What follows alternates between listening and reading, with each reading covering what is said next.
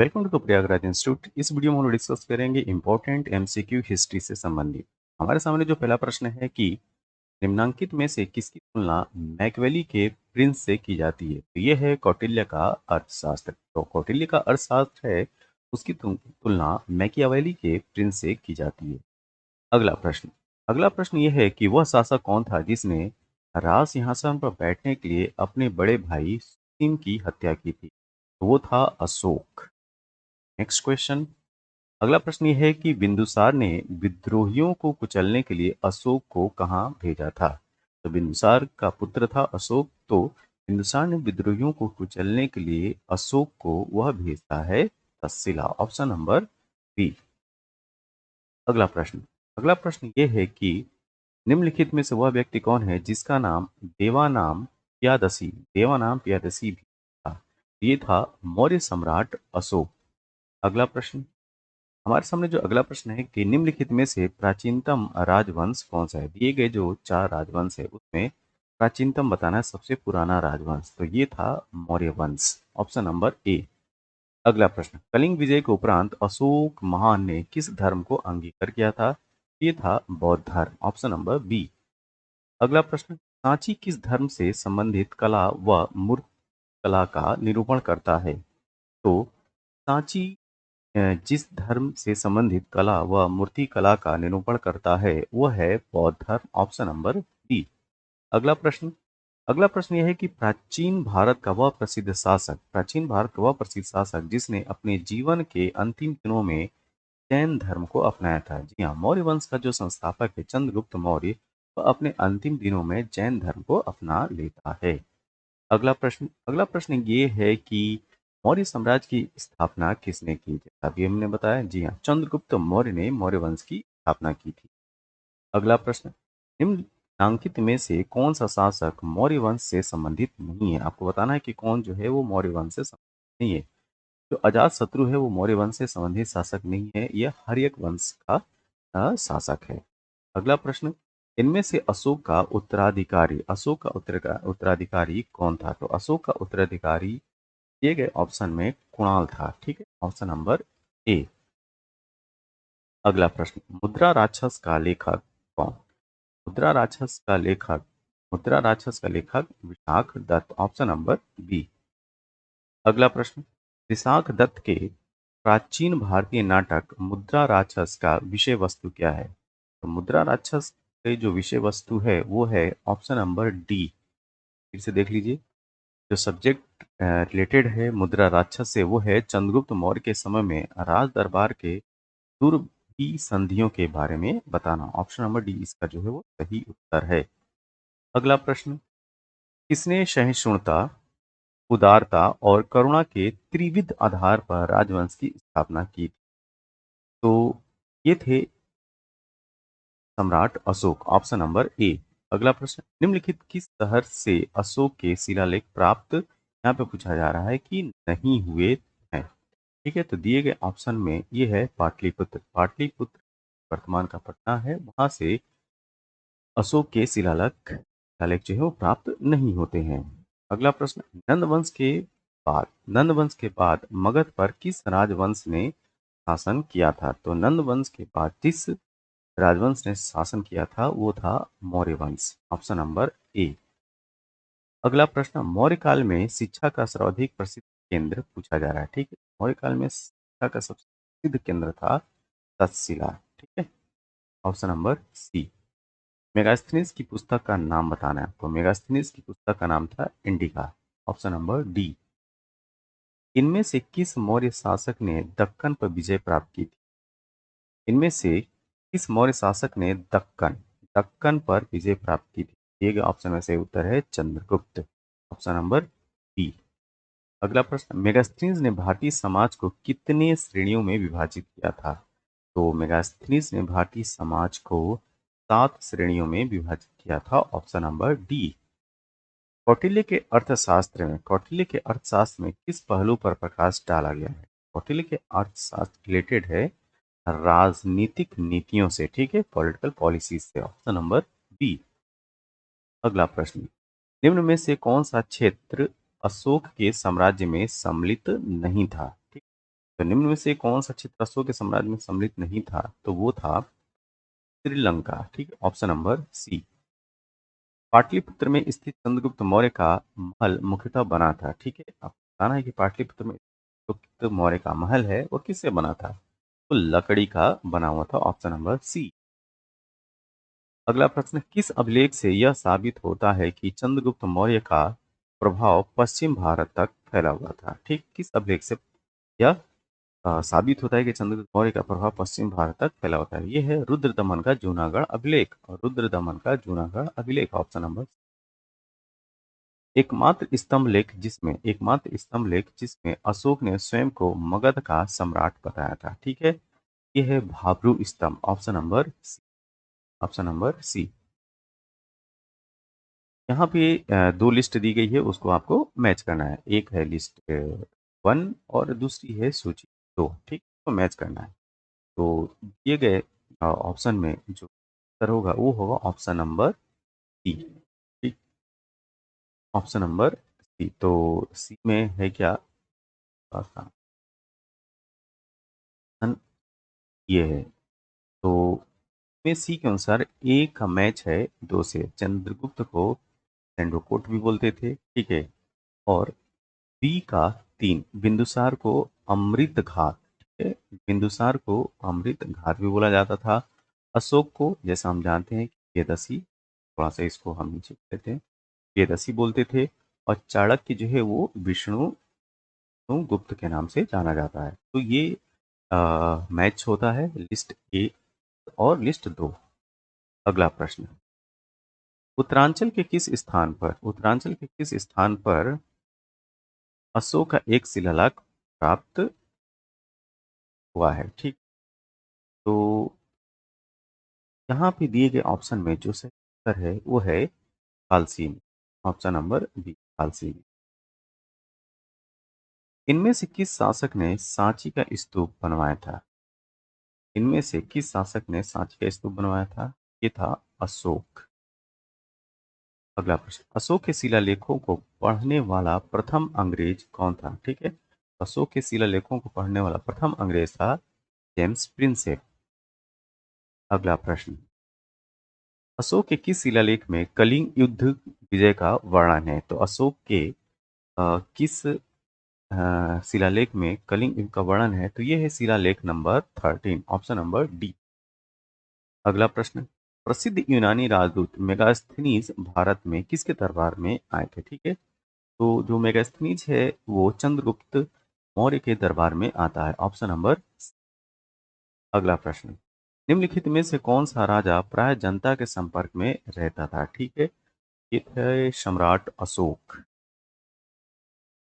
अशोक ने 261 ईसा पूर्व में कलिंग को जीतने के बाद क्या किया? ठीक है, तो इसने भारी रक्तपात देखकर युद्ध की नीति को सदा के लिए उसने त्याग दिया। अब वो जीवन में कभी भी युद्ध नहीं करेगा। तो ऑप्शन नंबर सी इसका सही उत्तर है। अगला प्रश्न, अशोक के अधिकांश अभिलेख किस भाषा व लिपि में लिखे गए हैं? ठीक है, अशोक के जो अधिकांश जो अभिलेख हैं वो प्राकृत और ब्राह्मी लिपि में लिखे हैं। प्राकृत भाषा और ब्राह्मी लिपि, ये याद रखिएगा। इस ग्रंथ में चंद्रगुप्त मौर्य के लिए वृषल, वृषल मतलब निम्न कुल शब्द का प्रयोग किया गया है। ठीक है, ये है मुद्रा राक्षस, ऑप्शन नंबर सी, मुद्रा राक्षस। अशोक के कौन कौन से शिलालेख संगम राज के बारे में जानकारी देते हैं?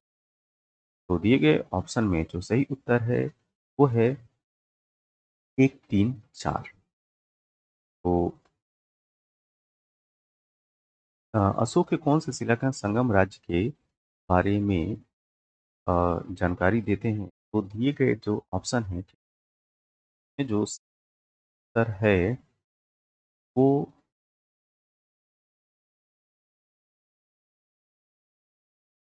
वो है दूसरा एवं तेरहवां। ठीक है, ऑप्शन नंबर बी। अगला प्रश्न, मौर्य शासकों के बारे में ध्यान से देखिए। मौर्य शासकों के बारे में निम्न कौन सा कथन सही है? ठीक है, उन्होंने क्या विकास किया था? ठीक, तो कला संस्कृति साहित्य, कला संस्कृति साहित्य, सोने के सिक्के, प्रांतीय विभाजन, हिंदू कुस्तक साम्राज्य। ठीक है, तो दिए गए ऑप्शन में जो सही उत्तर है वो है 1, 3, 4, ऑप्शन नंबर डी। इस प्रश्न को पुनः देखिए। देखिए उन्होंने जो विकास किया था कला, संस्कृति और साहित्य, ऑप्शन नंबर ए। फिर प्रांतीय विभाजन इन्हीं की देन है। हिंदू कुश तक साम्राज्य इनका किया हुआ है, ठीक है। तो सोने के सिक्के वे नहीं डेवलप किए थे, ऑप्शन नंबर 2 ये नहीं।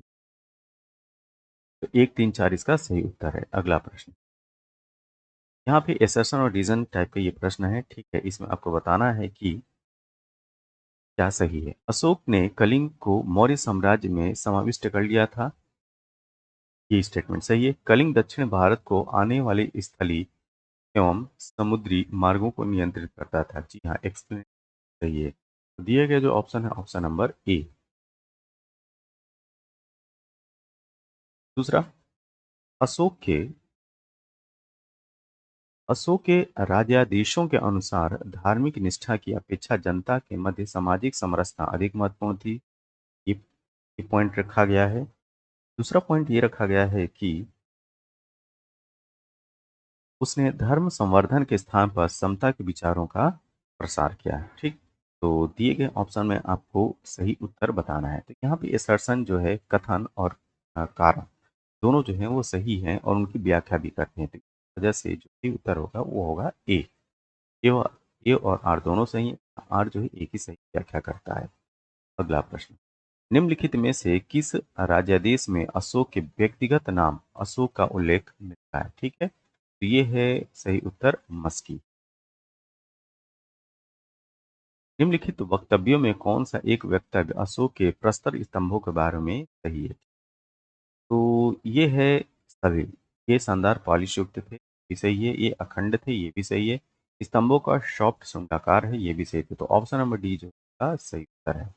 अगला प्रश्न, श्रीनगर की स्थापना किस मौर्य शासक ने। श्रीनगर की स्थापना जो अशोक ने की, ऑप्शन नंबर ए।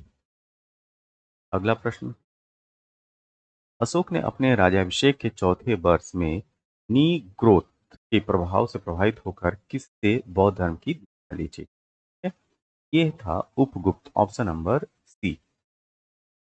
अगला प्रश्न, सूची एक को सूची दो से मिलाना है, ठीक है। तो सूची एक में जो है वो रास्तों के नाम है, उत्तरापथ, दक्षिणापथ, अवंती राष्ट्र और प्राची।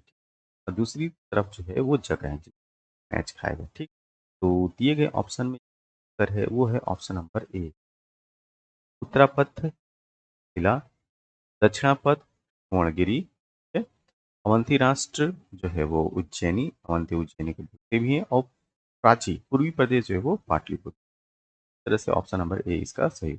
अगला प्रश्न, किसने पाटलिपुत्र को पोली ब्रोथा, ये देखिए बहुत इंपॉर्टेंट है, किसने पाटलिपुत्र को पोली ब्रोथा कहा था। ये था मेगास्थेनीज, ऑप्शन नंबर ए।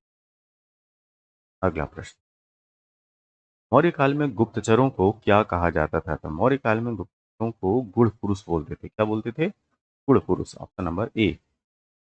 किस श्रीलंकाई शासक ने अपने आप को मौर्य सम्राट अशोक के आदर्शों के अनुरूप ढालने की कोशिश की है। तो ये था ऑप्शन नंबर सी। अगला प्रश्न, किस जैन ग्रंथ में चंद्रगुप्त मौर्य के जैन धर्म अपनाने का उल्लेख मिलता है, ठीक है। तो ये है परिशिष्ट पर्वन, ऑप्शन नंबर बी। परिशिष्ट पर्वन जो ग्रंथ है जैन धर्म का, उसमें चंद्रगुप्त मौर्य के जैन धर्म को अपनाने का उल्लेख मिलता है। अगला प्रश्न, निम्नलिखित में किन किन दक्षिण भारतीय जातियों का उल्लेख अशोक के शिलालेख में किया गया है, ठीक है। वो है 1, 3, 4, 5, चोल, पांड्य, आर्यपुत्र और केरल पुत्र, ठीक है। तो इस प्रकार जो सही उत्तर होगा वो होगा ऑप्शन नंबर ए। अगला प्रश्न, अगला प्रश्न ये है कि अशोक के बारे में जानने के लिए महत्वपूर्ण स्रोत क्या है। तो अशोक के बारे में जानने के लिए जो महत्वपूर्ण स्रोत है वो वहाँ के शिलालेख, ऑप्शन नंबर बी। अशोक के काल में कौन सी लिपि दक्षिण भारत में प्रवर्तित हुई थी। तो ये है ब्राह्मी लिपि, ऑप्शन नंबर ए। अगला प्रश्न, अशोक के शिला अभिलेख भारतीय उपमहाद्वीप के बाहर भी पाया गया है। निम्नलिखित में से किस देश में पाया गया था, ठीक है। तो ये है Afghanistan, option number A, Afghanistan.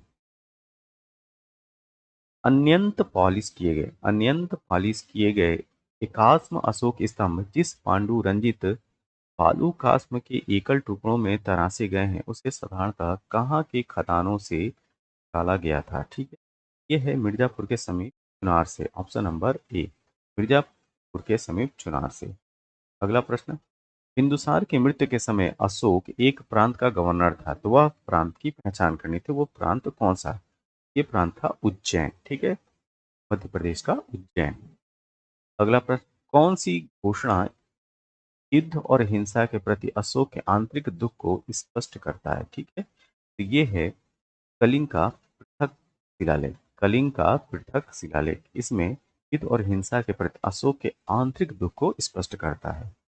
अगला प्रश्न, इस शिलालेख में अशोक यह घोषणा अंकित है कि किसी भी समय चाहे मैं खाता हूँ या रानी के साथ विश्राम करता रहूं या अपने अंतःशाला में रहूं, मैं जहां भी रहूं मेरे महामात्य मुझे सार्वजनिक कार्य के लिए संपर्क कर सकते हैं। ठीक है, ये आपको बताना है कि यह किस बात कही गई है। तो ये था छठा शिलालेख। ठीक है, ये छठे शिलालेख में ये बात की गई, तो ध्यान से रखिए।